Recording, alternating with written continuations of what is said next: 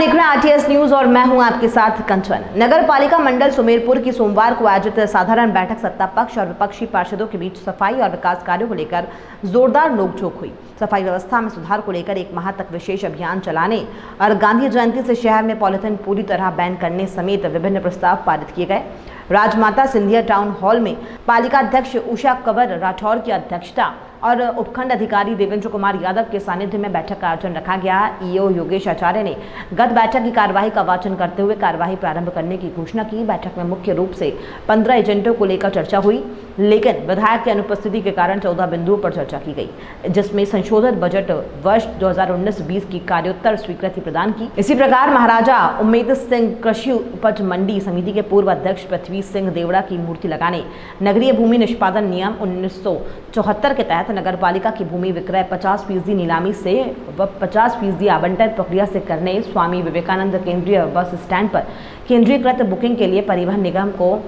कक्ष उपलब्ध करवाने, नगर पालिका के समुचित कार्यों के समय पर निष्पादन के लिए अतिरिक्त पदों और नवीन पदों का सृजन करने, अतिरिक्त कार्योत्तर स्वीकृतियां पुष्टि और पालिका कार्यालय में स्थित सभा भवन के क्षतिग्रस्त होने के कारण वैकल्पिक व्यवस्था के लिए सभा भवन टाउन हॉल में स्थानांतरित करने, एकल निविदा में प्राप्त दरों का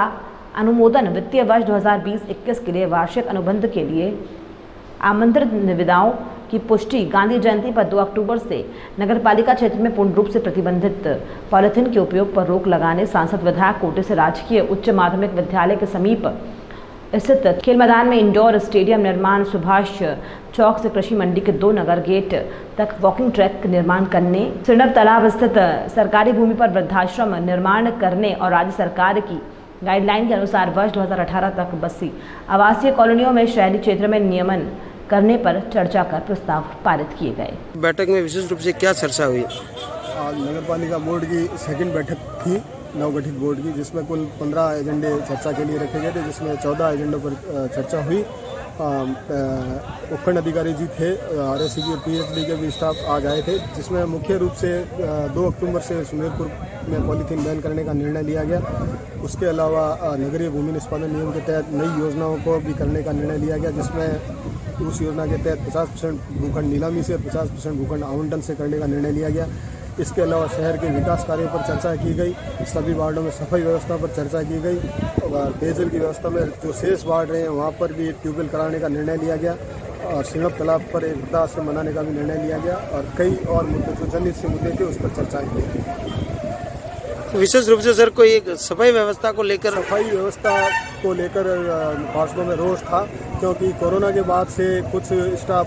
कोरोना से संबंधित व्यवस्थाओं के अंदर लगा हुआ है। जैसे सैंपलिंग में भी मेरा स्टाफ जा रहा है, फॉगिंग में भी मेरा स्टाफ जा रहा है, सोडियम हाइपोक्लोराइड में भी हमारा स्टाफ जा रहा है। तो उस वजह से सफाई व्यवस्था बाधित थी और जो ठेके पर पहले 25 कर्मचारी चल रहे थे उनको भी हमने हटा दिया था। तो अब राज्य सरकार ने एक आदेश दिया है कि 15 सितंबर से 15 अक्टूबर तक हर वार्ड में सफाई अभियान चलाया जाएगा। तो हमने आज सदन से 1 महीने का टाइम मांगा है। 1 महीने में हम शहर की सफाई व्यवस्था सुधार देंगे और उसके बाद में भी कोई होगी तो फिर व्यवस्था करके उसमें भी परिवर्तन लाने के प्रयास। दूसरा सर, नगर में अवैध अतिक्रमण का मामला ज्यादा देखने को मिल रहा था, उसको लेकर अतिक्रमण को लेकर ऐसी कोई चर्चा नहीं थी। बिना इजाजत तो निर्माण हो रहे हैं या बिना NOC ले निर्माण हो रहे हैं, NOC के बाद में जो नक्शे अप्रूव कराए उसके अकॉर्डिंग निर्माण नहीं हो रहा है। इस संदर्भ में पार्षदों ने कराया तो हम एक सर्वे करा रहे हैं कि ऐसे कौन कौन से निर्माण हो रहे हैं, फिर उसके अंदर जो भी नियमानुसार कार्रवाई होगी और यदि अतिक्रमण की कार्रवाई हुई है तो राजस्थान नगर पालिका कानून